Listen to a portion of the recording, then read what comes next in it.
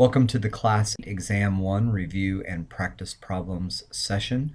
The instructors have put together this video for you so that you can go through it at your pace as quickly or as slowly as you would like, and you are free to review it as many times as you'd like to help you to prepare for the exam. There is an exam review sheet on Blackboard. There is a section entitled Exam Review Sheets, and so you could click on there and you can find that exam review sheet. It is very thorough. It will list exactly what is going to be on the exam, how you should prepare, what topics are expected, as well as all of the formulas that will be given to you for the math type problems on the exam. Here's the format of the exam, and this is repeated on the exam review sheet, but this is just as a review for you. The exam will be 34 multiple choice questions, and each one of those is worth 3 points each. That is going to be the same format for all three of our exams. They'll all be 34 multiple choice questions. Now, this particular exam will be 11 math or computational type questions. I'm going to be going through each one of those calculation problem types today with you on this video so that you are familiar with them. And then there are additional practice problems available, many practice problems for each one of these computational problems available on Blackboard as well. 23 of the questions will be conceptual in nature, either definitions, concepts, principles, ideas. I'll try to give you some ideas today about where you might find some of those questions. Keep in mind that, well, on the math and on the conceptual questions, the answer choices are not listed to limited to 5 choices. There will be some that have more than 5 choices available for you, but you will, in each of them, you will have to pick the one answer that you feel is best. Because there's 34 questions, 3 points each, the maximum exam score is 102 points. This is the same as you getting 2 bonus points on every single exam. So, regardless of whatever your score ends up being on the exam, your score is equivalent to having 2 bonus points added because we're really, it's graded on a scale of 100, and you can possibly get greater than 100 on this exam. So the exam will be administered through Blackboard. There will be a link available on Blackboard once the exam begins. It is a closed book, closed note exam. All the formulas that you need on the exam will be given to you, and on the review sheet are all the screenshots that you will see for those. Our review session today is similar to the exam in that next to each one of the questions that you'll be given, the computational questions, a picture of the formula that you need to solve that problem will be posted next to the question. So you won't even have to go search for them. We'll post the formulas right next to the questions, right where they're needed.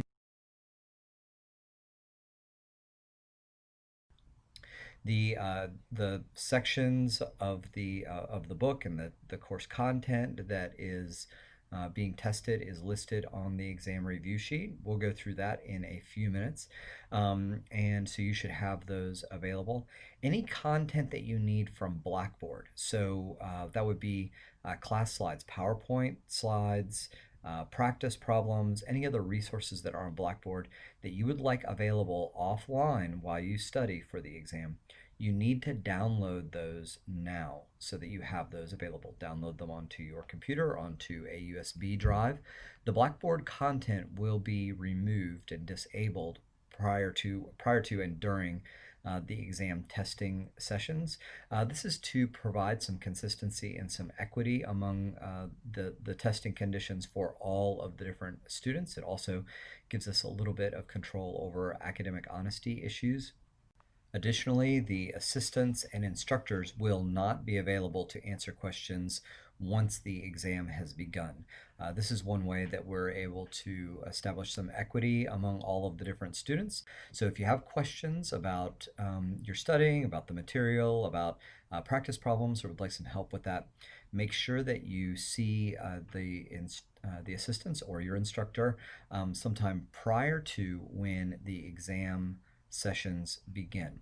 Also, because most of Blackboard functionality will be disabled during that exam testing session, make sure that you can log into MyOMLab by going directly to the Pearson website. So I've provided that link here, and I'll have a slide coming up in a minute that will give you some instructions about how to log on there. You want to practice logging on directly through the MyOMLab site now, so that you can confidently do that during the testing session. Please note that exam grades will be posted on Blackboard only after all students have taken the exam. So once you complete the exam, you'll click that you save all of your answers. It will submit your exam at that point, but your grade will not be available until all the students have taken the exam, which will probably be sometime the following week. These are the instructions for logging directly into MyOMLab. Make sure that you are able to do this if you would like to use the MyOMLab resources prior to our testing sessions. So where can you find the content for the exam? Where can you find potential exam questions? So I'll try to give you some guidance here. Your first resource is going to be the exam review sheet. So on the exam review sheet, if you'll skip over to the second page of the review sheet, it lists out all of the topics that are tested on the exam. So it will give the section of the textbook, the title of the section of the textbook that is covered. It also will list sections of the textbook that are not covered on the exam, so that you can avoid studying those sections. It will also tell you, we've been mentioning during the class, that some of the class material is not listed in the textbook. It's material that the professors here in the supply chain management program at Bauer are familiar with. It's supply chain topics that real companies today are dealing with that just isn't covered in the textbook, and so we cover those in class to make sure that you have coverage of those. Any of those are listed in this section as well. So I guess the first thing you should look at is what types of questions will be on the exam. Now you already know there will be conceptual questions and computational questions. So let's look at each of those. First, the computational or the math type questions. If there is a math-based question that is on the exam, you can be assured that your professor has completed at least one example of each of those types of questions during class. Today, during this review, I will also be going through additional examples of each of these so that you'll have them. In the practice problems section of Blackboard, there are lots of practice examples, and these are listed as questions that are structured very similarly to what you'll see on the exam, as well as solutions for all of those, so that you have the solutions as well. Then, of course, you are welcome to make up your own potential computational math questions, and you could use these to quiz friends, for instance, in a study group, just by changing the wording and the numbers of some of the problems that you see in the practice problems, or the problems that you see me complete today in this video. So what sorts of questions will be asked as a conceptual question? There's typically a few different types of questions, categories of questions that fit here. One is definitions of terms.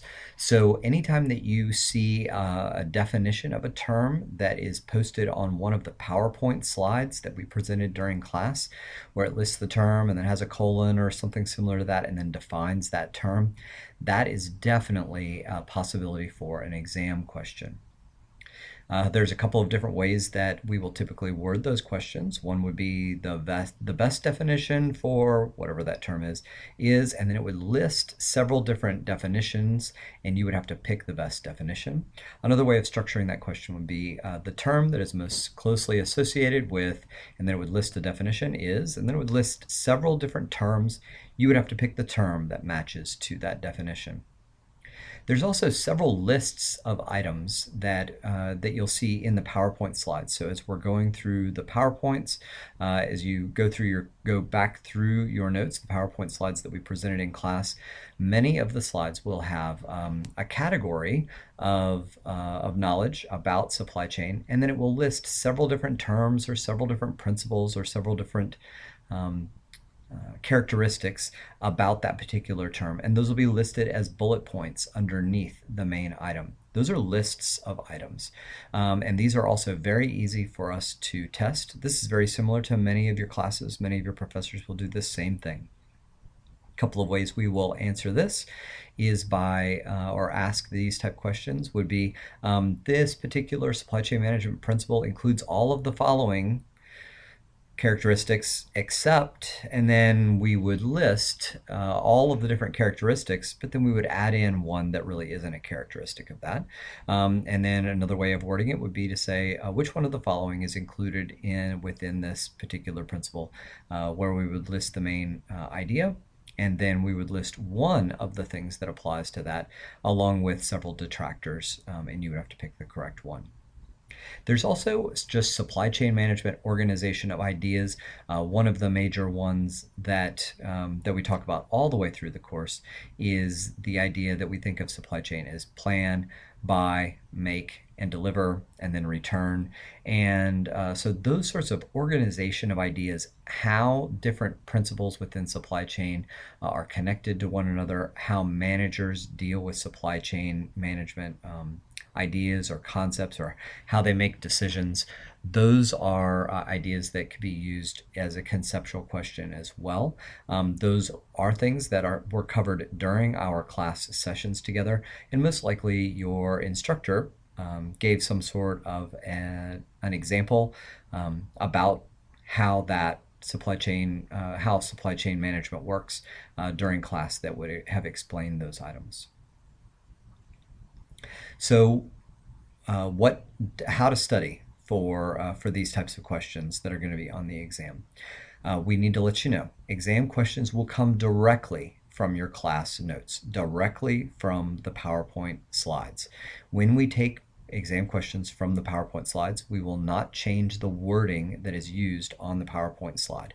We don't want to confuse you. We want to be able to test whether or not you understand those concepts. Those are most likely going to be definitions of terms or particular lists of items. There will be some exam questions that come directly from things that your professor has discussed with you in the class, giving you examples of different things, talking with you about how supply chain management works and how supply chain managers make decisions. And those exam questions will come directly from the class discussions. There are also exam questions for the computational or math questions that come directly from the practice problems. So those are things that you should certainly spend most of your time studying. Now, the textbook that we use for this class is used to support the material for the class. But of course, the textbook does not include all the things that we talk about in the class. And there's a lot that's in the textbook that we don't talk about in class. You have already been tested on your general familiarity with the textbook by using the quizzes and the GLMs. We will not be pulling obscure information out of the textbook to create exam questions. So you do not need to memorize textbook material to do well on the exam. If you study directly from your class notes, the notes that you've written down from what the instructor has been talking with you about during class, and completed practice problems, then you will be well prepared to be able to perform very well on this exam. So how about some advice for studying for the exams? And this advice comes from suggestions from many students over the past several semesters who have given us ideas about how they have performed well in the class. Now, I guess, tongue-in-cheek, the first bullet point here, what is the worst way to study for the exam?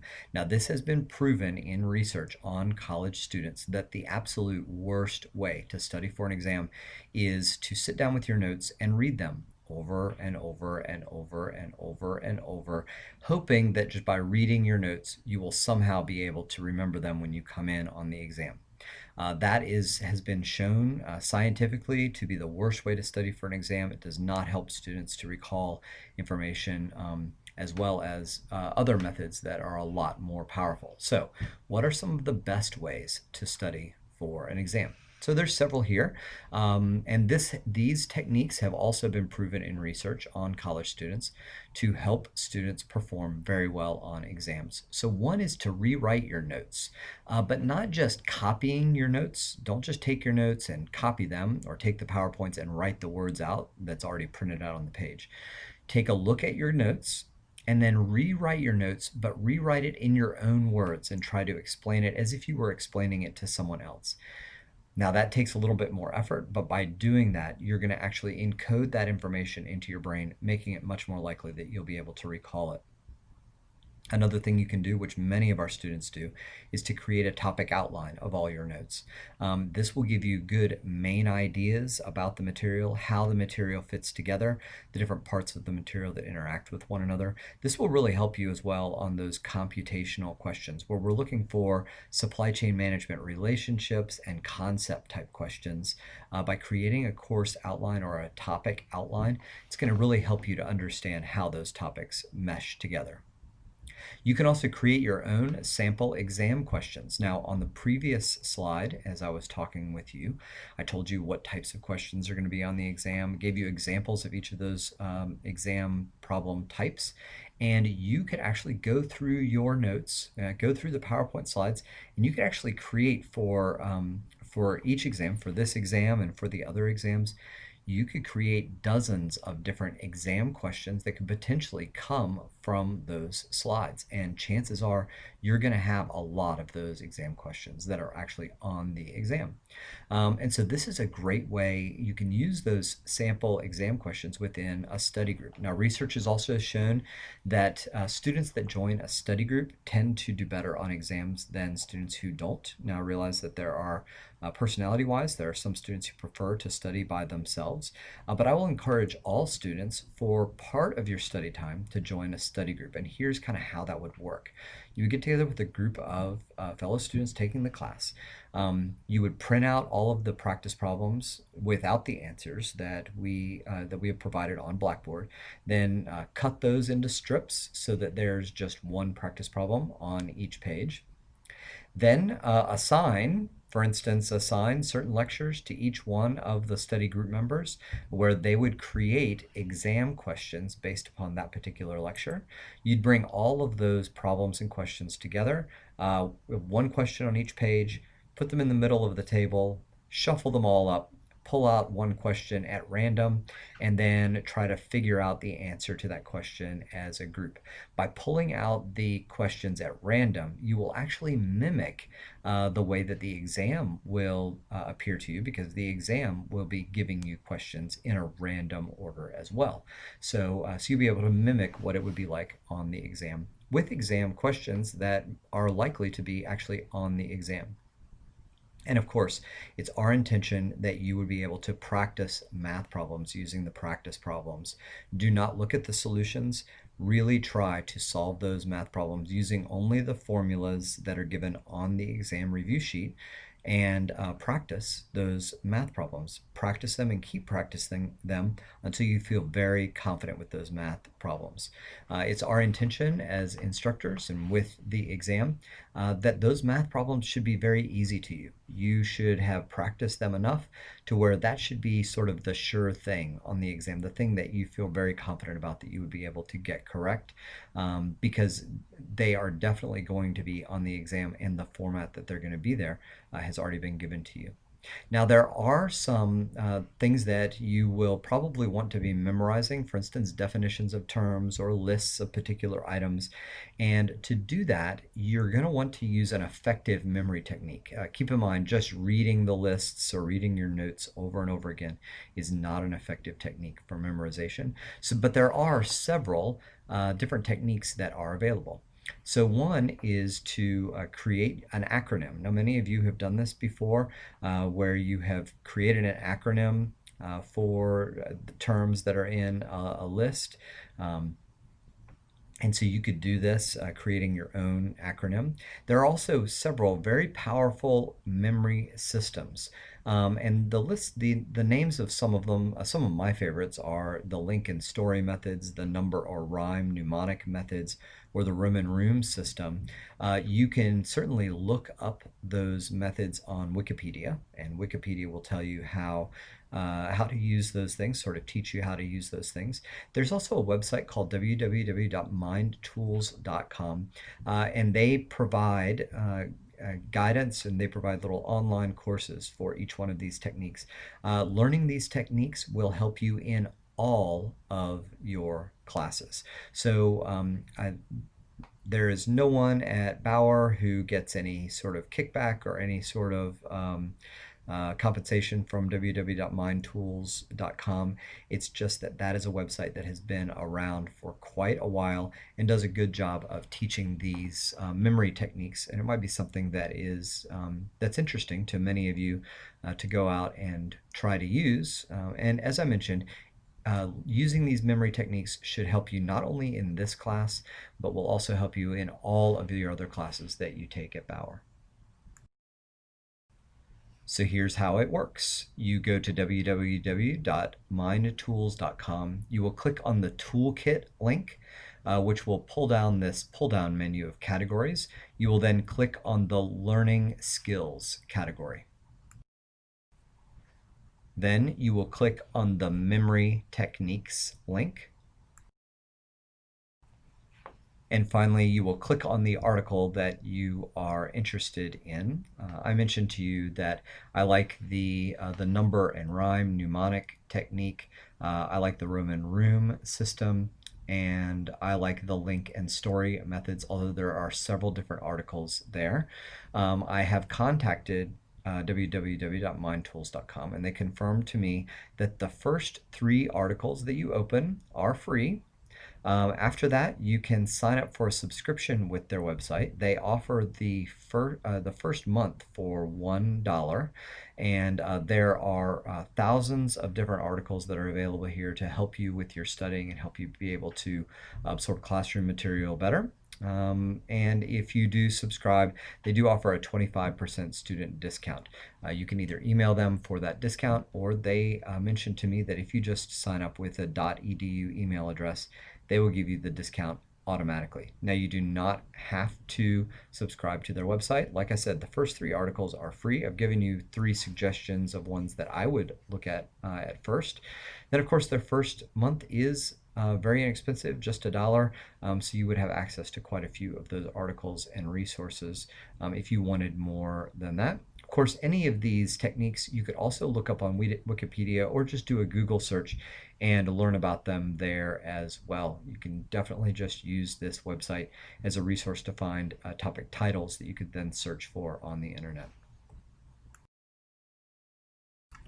So what specific topics will be covered on the exam? Now, I mentioned to you that all of the topics are listed in detail on the exam review sheet, but we did cover some portions of Chapter 1, Chapter 2, Chapter 9, and Chapter 10 that will be covered on the exam. Now, not all of those chapters are going to be covered on the exam, just certain parts of them, and those are all listed on the exam review sheet. But in general, we talked about supply chain management overview, just an overview of what supply chain management is and how it's structured. We talked about operations and supply chain strategy and that strategic planning executive role that supply chain managers have. We then talked a few classes about forecasting and forecast accuracy and strategic management using forecasts. And then finally, we talked about sales and operations planning or aggregate planning, that we begin to look at inventory and begin to look at how we keep products and where we should keep products in a supply chain to be able to meet specific customer needs. All right, let's do some math type problems. So I'm going to go through each one of the different math or computational problems that you're going to be required to do for the exam. My suggestion to you to be able to use this video is to only use your exam review sheet to do these problems along with me. So the exam review sheet will have the formulas printed out, and you'll have those available. And so my suggestion is that periodically you pause this video. I'll make sure that I give clear instructions as we're going through the video to pause the video, try the problem on your own, and then I will show you the solution to that problem. And then you'll be able, of course, you'll have the solutions as well in your class notes, but then that way you can identify where you still need to study or where you may be need to have a little bit more attention or a little more practice. So here's our first problem type, and that is calculating a value index. We did have a formula for this. I will show you the formula on our next slide as we begin setting up the problem. But if you recall, the value index is taking the sum of us multiplying an importance value by a performance value. So we're going to have to list out some importance values for some items as well as some performance values for some items and multiply those two together. So here's our first example. The Tree River Fire Department is trying to decide which of 3 pumper trucks to purchase. All 3 trucks, each of them priced at $450,000. The department is concerned about water capacity, how many cross lays or fire attack hoses can be pre-connected, and the seating capacity of the cab. So below in the matrix that you see below are all of the performance numbers for each of those dimensions for each of the 3 trucks. So you can see, for instance, that truck A has a certain water capacity, pre-connects, and seating of the cab. And the numbers there refer to their performance value. And if you could tell that this is on a scale of 1 to 10. Now, the chief feels that the following weights should be used. And remember, higher weights are more important. A 5 for water capacity, 3 for number of pre-connects, and 4 for the firefighter seating. So you can see there that water capacity is the most important, seating is the second, and pre-connects is the third most important of those 3. And then we are asked to create a value analysis. So in problems like this, it's probably useful for you to set up the problem in a matrix that is very similar to the way we saw it in class. So for that, what we would have is each of the different characteristics, for in our case, water capacity, pre-connects, and firefighter seating on the left, have the importance value in a column, and then have the performance value for each of the 3 trucks listed, and then we'll be able to calculate the value for each one of those independently. So let me show you how we would set up this problem. So it will probably be useful for you to set up the matrix in this format, which is very similar to the way we did it in class. And of course, the value formula that you will be given on the exam is shown here. This is exactly the same picture file that will be displayed next to these type of problems on the exam. Now, our next task is going to be to calculate the value using this formula for each of the 3 trucks. So currently we've got the importance value, we have the performance value for each of the 3 trucks, and now we need to calculate the value. To calculate the value, you just multiply that importance column by the performance value for each of the 3 trucks to get a value for each of the 3 trucks. And to get the total overall value index, we just add the values of for each one of those dimensions that we see for each one of the 3 trucks. So what I'd like for you to do now is I'd like you to pause this video. I'd like you to take your work and try to solve this on your own, and then we'll take a look at the solution.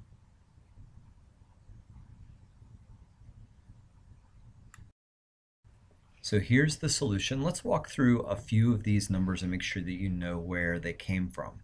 So the value for truck A as it relates to water capacity, so that's the number 35 that you see in the matrix there, that number 35. That number 35 came from the importance value, 5, multiplied by truck A's performance for water capacity, which is a 7. So 5 times 7 is 35.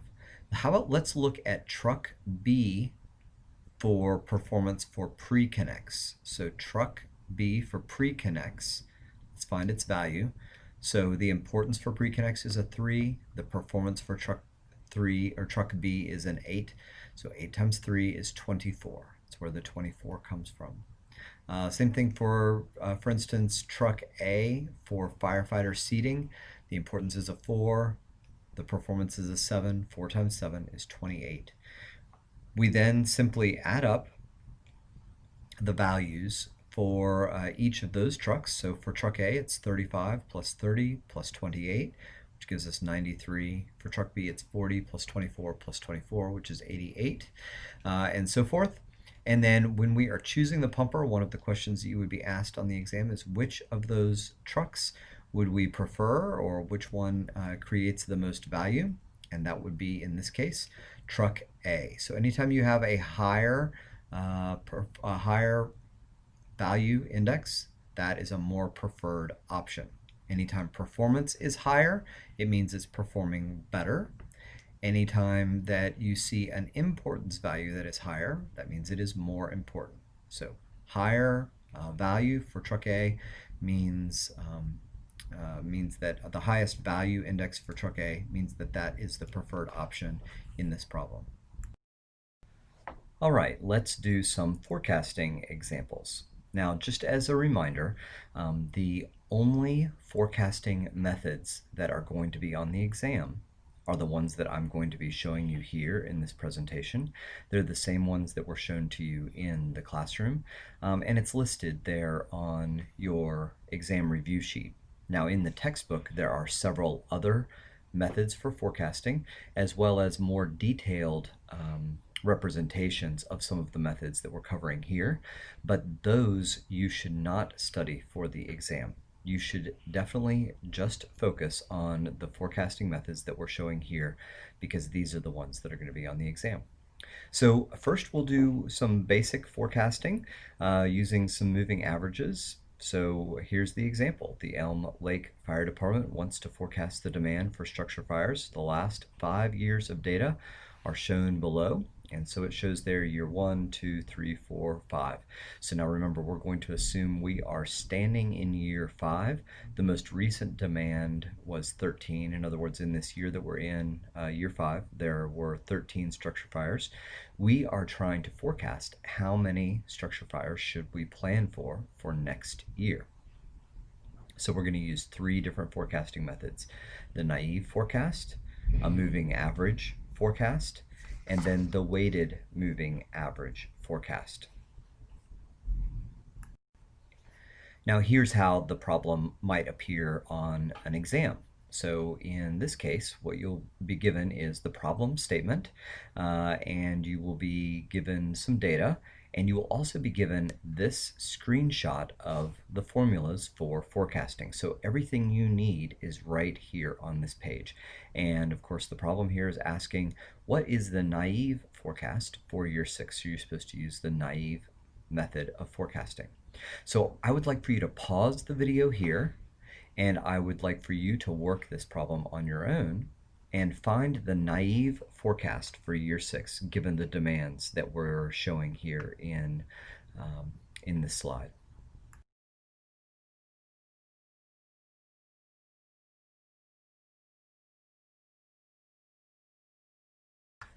So to solve this problem, the formula that we need is the formula at the top of the little formula block that's shown on this slide. It's that the forecast for the next period is just the same as the demand for whatever our current period is. So in this case, we're standing in year 5. We're looking forward to year 6. And so our estimate using the naive forecast is that the demand for next year will be exactly the same as the demand for this year. So just 13. There's really no math to do there. Just copy down 13. So let's do this next example. Now this next example problem has exactly the same data, and we are still forecasting into year 6, but this time we would like to use the 4-year moving average forecast. So at this point, you've got the formulas, you've got the data. I would like for you to pause the video and see if you can solve this problem yourself.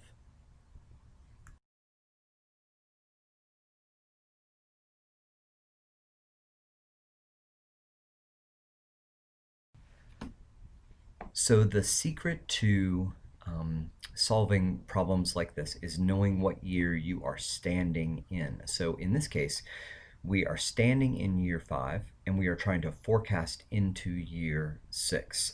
And so we will take the 4 years, since it's a 4-year moving average, we're going to take the 4 years of most recent data and average them. So to create the average, you just add them together and divide by the number of numbers that you have. And so you see here that our forecast for year 6 is 12.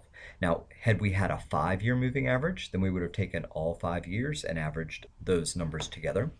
This problem could also ask for what is the forecast for year 5. Now, if we're asking for a forecast for year 5, then that implies that we are actually standing in year 4. So we're in year 4, but we're forecasting for the next year out. And in that case, the 4-year moving average would be the average of 12, 16, 10, and 9, which are the most recent 4 data points if we're standing in year 4, and then that would be forecasted into year 5. We're trying to predict what year 5 looks like. But this particular problem was asking for the forecast for year 6, so that means we are standing in year 5, and we look at those 4 most recent data points, 13, 9, 10, and 16, add them up, divide by 4, and we get the forecast for year 6. All right, now let's use this same data, and this time we are being asked to calculate the weighted moving average forecast. So I'll ask you a couple of questions here. The first one is, you have the data here for the weighted moving average. Is this a valid weighted moving average that's listed here? That's my first question. And the answer is yes, it is. And the reason that it is because those 3 decimal values that you see inside of the parentheses there, when you add them up, they add up to 1. When you have a weighted moving average forecast, the sum of the weights, those 3 numbers, those 3 decimal numbers, must add up to 1. So again, in this case, we're standing in year 5. We are looking into year 6, trying to determine what year 6 will be. We are going to use the 3 most recent years of data to be able to make our prediction, and we're going to use the following weights, those 0.5, 0.3, and 0.2. You have the formulas here.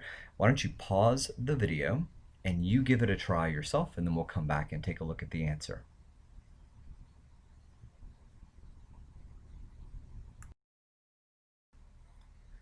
So if you'll recall, when we're doing weighted moving average, the first decimal value, that first decimal value weight that's listed in parentheses, will be applied to our most recent data point.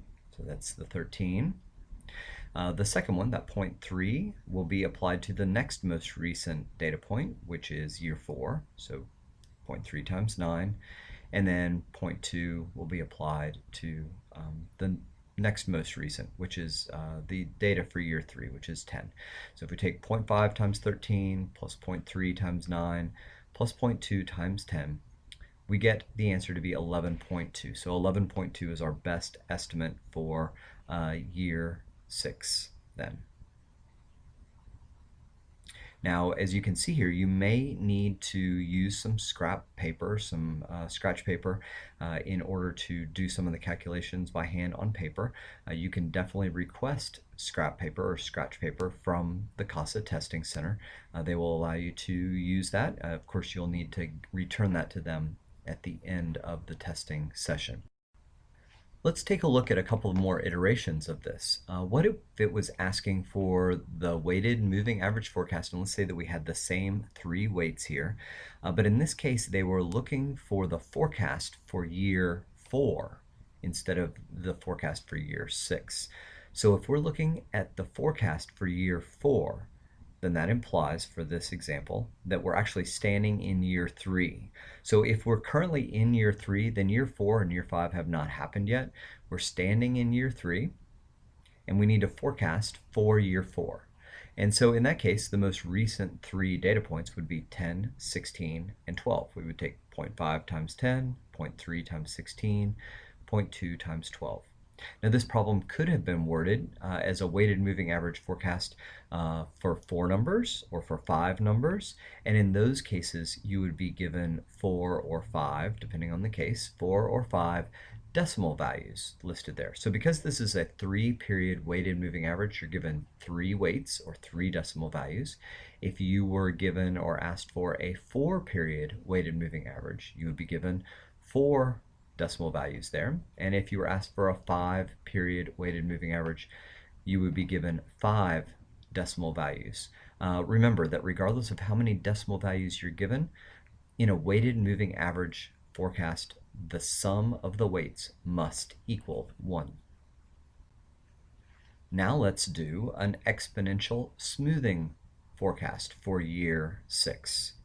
So in this case, you will always be given alpha, and you will always be given the forecast for year 1. So alpha here is 0.3 that we would like to use. The forecast for year 1 is determined to be 15, and I've shown you here, this is the screenshot of the formulas that you would be given on a problem just like this. So this mirrors pretty closely what you might see on the exam. Now remember, with an exponential smoothing forecast, we're going to have to build up to get to a year 6 forecast. So we're just going to start in year 1. We have that forecast of 15. We're going to have to calculate a forecast for year 2 and year 3 and year 4 and year 5 to get to year 6. So because of that, what I might do is I might set up the problem similar to this, and I might go ahead and write down the years and write down the demand and write down my first year's forecast, which is 15. Now that gives me all of the variables that I'm going to need to continue calculating year 2, 3, 4, 5, and 6. So why don't you pause the video and you try to solve this one using the formula that's shown here. You solve for the forecast for year 6 using exponential smoothing, and then I will come back and I will show you how that math is done.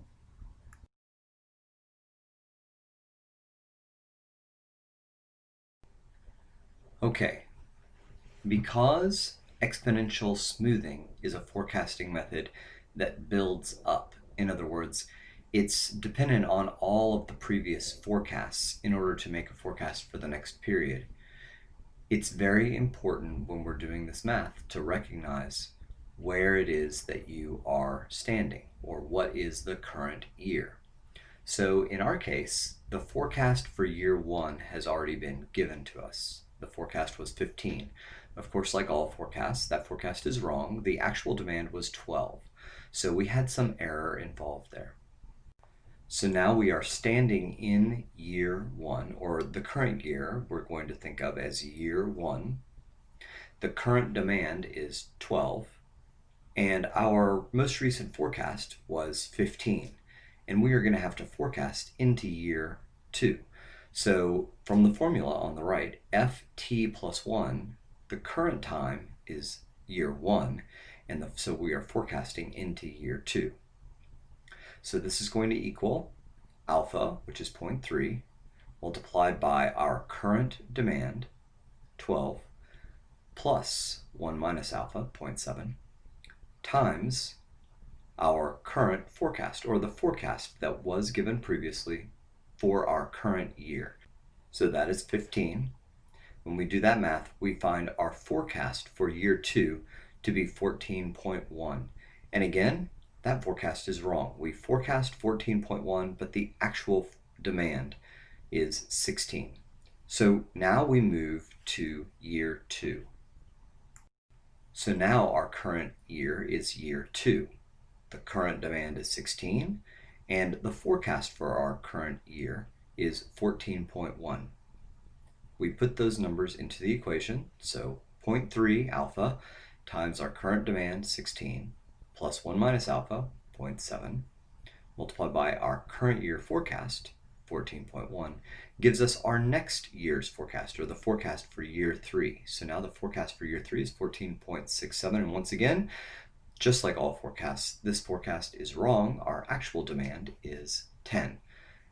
Next, we build up to the next year. Now our current year is year 3, and we are going to forecast for year 4. So we're going to take year three's numbers, in other words, years three demand and year three's forecast, and we're going to use those numbers in the formula to forecast for year four.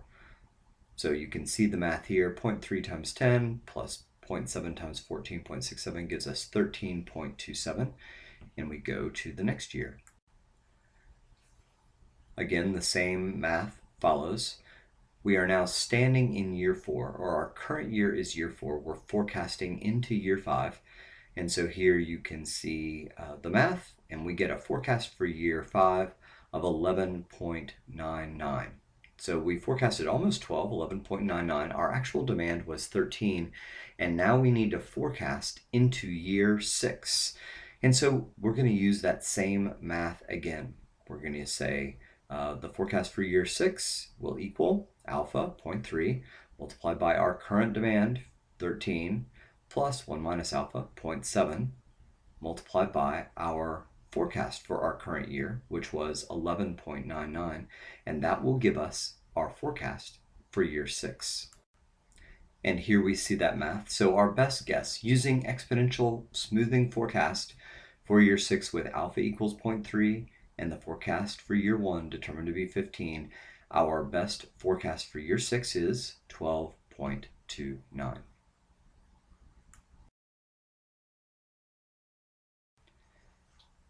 Now we will be given a linear demand forecast. Recall that for this class, for the purposes of this class, you will not have to derive the linear forecast. In other words, you will not have to create the linear equation given a set of data.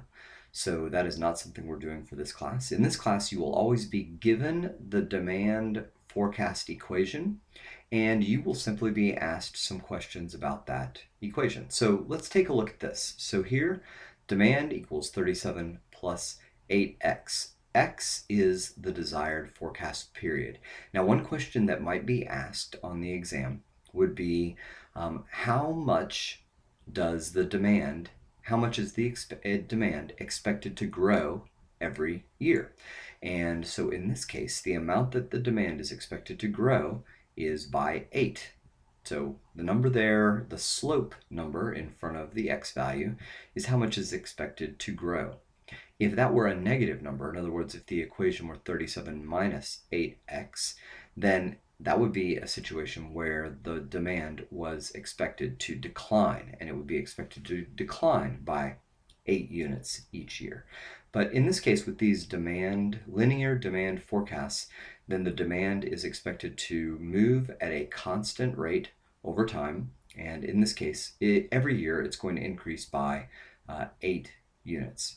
So all we need now is to know which period we are going to be forecasting into to determine what the demand is for that particular period. So here it's asking, what is the predicted forecast at period 9? Let me give you a few minutes to solve this problem.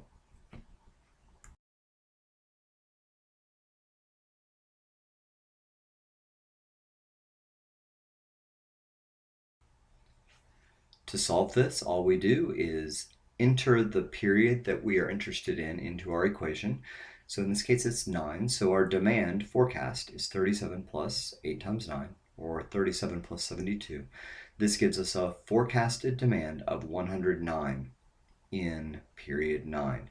And then you can see that then in period 10, and you can test this out on your own, the demand is expected to grow by another 8 units. So if we have 109 in year 9, then in year 10, we should have a demand of 117. And of course, you can check that out on your own as well.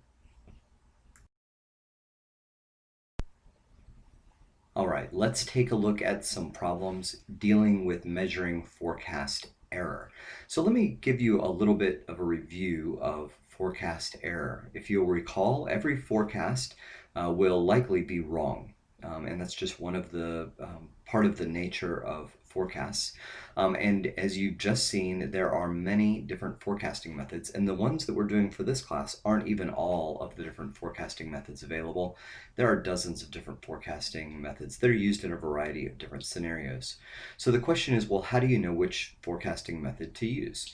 The way that you know is that typically in a real business setting, you would test several different forecasting methods on a set of data, and then you would measure the error that is involved in using any one of those particular forecasts.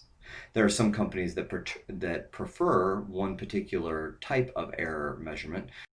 Some companies will take a look at several of these different error measures to figure out which one of their forecasts is the best. In general, the best forecast will be where the error measures are as close to zero as possible. Remember, errors can either be positive or negative, and several of these different error measurements can result in either positive or negative numbers. And companies would prefer if their error was as close to zero as possible. So we can identify a forecast as being biased if in general it tends to either over forecast or under forecast for a set of data. So let me explain. You see the error measurement or the error formula at the top of the formula page. Forecast error equals demand minus the forecast. Now, when we tend to over forecast, when we forecast more than what is demanded on a regular basis, then we'll end up with a negatively biased forecast. In other words, these error numbers will tend to be negative numbers because the demands will tend to be smaller than the forecast numbers. When we have a negatively biased forecast, then we will end up with excess inventory. The inverse is also true. So if we have a forecasting method that tends to under forecast, in other words, it tends to forecast too low, then mostly we'll have demands that are greater than our forecast. So most of our error numbers will be positive numbers. This is called a positive bias forecast. And with a positive bias forecast, we typically won't have enough stock to take care of the demand. So we'll have stockouts. In other words, we're going to run out of material. So in general, we would like those numbers to be zero. Now, when it comes to the tracking signal, the same thing is true. We would like the tracking signal to be zero, but it's going to fluctuate up and down. And the tracking signal gives us a sense for when our forecasting method is out of whack. So with the tracking signal, the rule that we're using for this class is that if we have a tracking signal that is between -4 and +4, then we are going to assume that the forecast model is performing normally. But otherwise, if it's outside of that range, so if we have a tracking signal of -4.3 or a +5.2, if we have a tracking signal that goes greater than 4 or less than -4, then we are going to assume that something's probably wrong with our forecasting model and we should take a look at it. So in this case, just like on the exam, you'll be given some data just like this, and then you will be asked to calculate the error in that forecast using one of these particular methods, and then you'll use the formula. I'm going to find it easiest to solve these problems if you copy down or somehow write down the data and then write down additional columns of data where you can do sequential calculations, because these problems are going to require you to do several calculations in a row. So for you, I would like for you to think about this first example. What is the running sum of forecast errors? So we're going to use that formula for RSFE. And I want you to take a look at the data, see if you can set up a table that we might be able to use to calculate the running sum of forecast errors. Why don't you pause the video and give this a try yourself? Here's how I would set it up. I would put a column for error. Error is the same thing as forecast error, and because I'm going to have to do that for every year that's shown here. And then, of course, this is the running sum of forecast errors. And so to find the running sum, well, I'll let you give that a try. How about that? So pause the video again, and then you see if you can fill this in and get the running sum of forecast errors.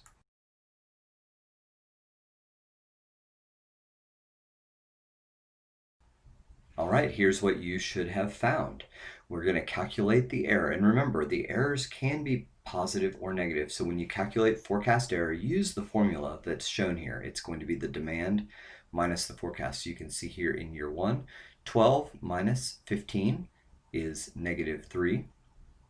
16 minus 14.1 is 1.9, and so forth. We then take the sum of those errors. That sum there in year 6 is the running sum of forecast errors for all of the data that we have. All right, let's do another example. And again, these are set up very similar to how you're going to see them on the exam. In other words, there will be a question asked about one specific type of error. You'll be given a set of data, and then you'll also be given the formulas that relate to that. So in this case, we're asking for the mean forecast error, or MFE. So why don't you see if you can set up the table and solve this problem?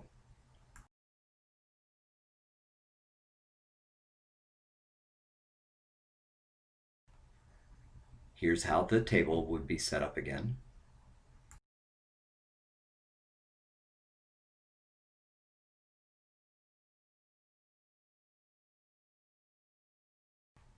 And here's the solution.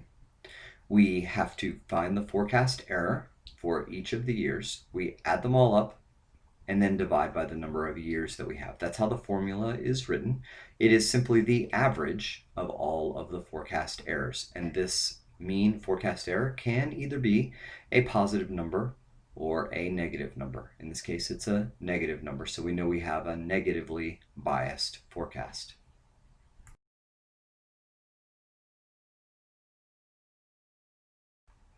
Here's the next one. Why don't you read through this problem example and see if you can set up the table that's needed to do the calculation. Go ahead and pause the video while you put this one together.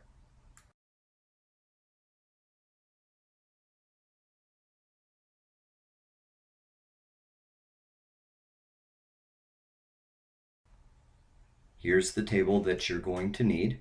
For mean squared error, you're going to need the forecast error, and then you're going to need to square that forecast error. Of course, if you can do that in one step on your calculator, you could just have a column there for squared error. But I'm going to show it here in 2 steps where I show the error, and then I'm going to square it after that. All right, pause the video again, and you solve this one.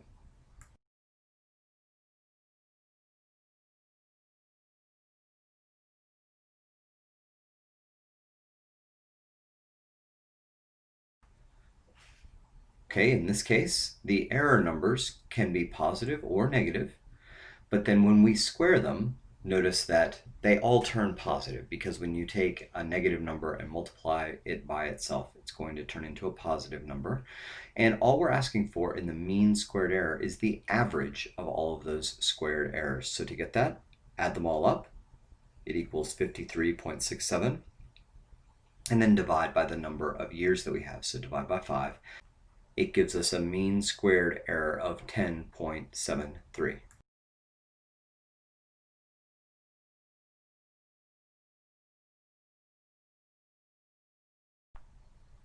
All right, here's our next example. Go ahead and pause the video, read the problem statement, and see if you can set up the matrix that is needed, the table that is needed to be able to solve this one.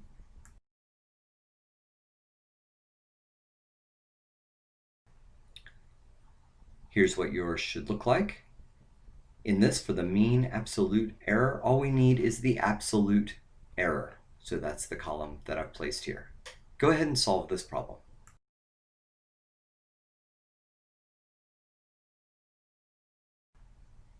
Remember, the absolute error is just the error, except that we have taken the absolute value of all of those numbers. So there are no positives and there are no negatives. And we just, to find the mean absolute deviation or the mean absolute error, we are going to add all those up. It equals 14.85. Divide by 5, and we end up with the mean absolute deviation. All right, here's the next one. the mean absolute percentage error. See if you can set up the table for this problem.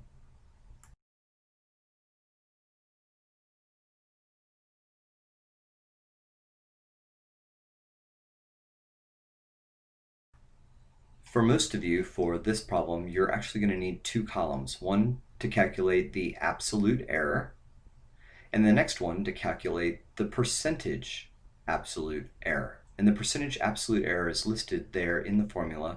It is the forecast error, or the absolute value of the forecast error, divided by the demand.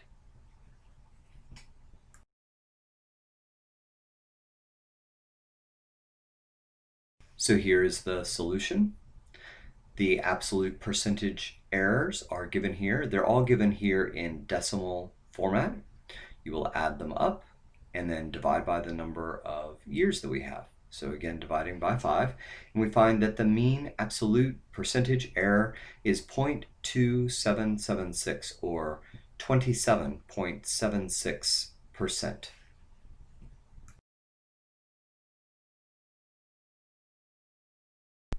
And for our last example, we will be calculating the tracking signal in year 5.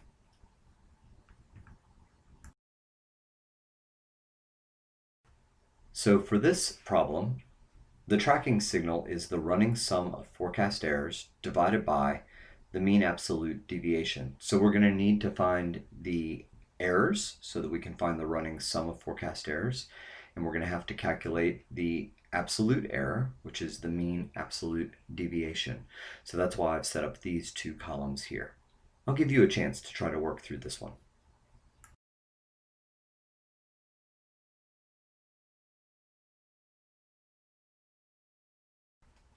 Of course, we have calculated the running sum of forecast errors and the mean absolute deviation on previous slides. And now all we have to do is take those two numbers and divide them. Notice that in this case, the running sum of forecast errors was a negative number, so our tracking signal is negative.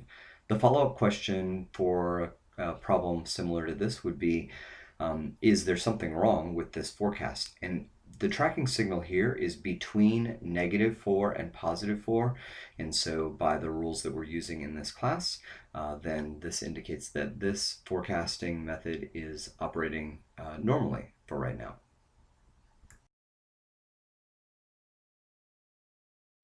So those are samples of all of the math type questions that are going to be on the exam.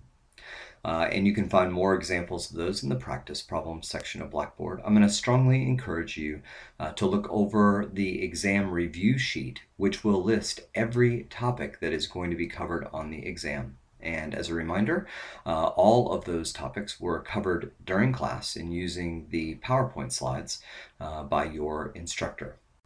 And as a final reminder, the Blackboard content will be removed as soon as the exam begins. Additionally, assistants and instructors will not be available while the exam is going on to provide equity for all of the students taking the exam. So make sure that you download any content off of Blackboard that you would like to have to study, and make sure that you get your questions answered by the instructional assistants or by your instructor prior to the beginning of the exam testing sessions. Best of luck on the exam.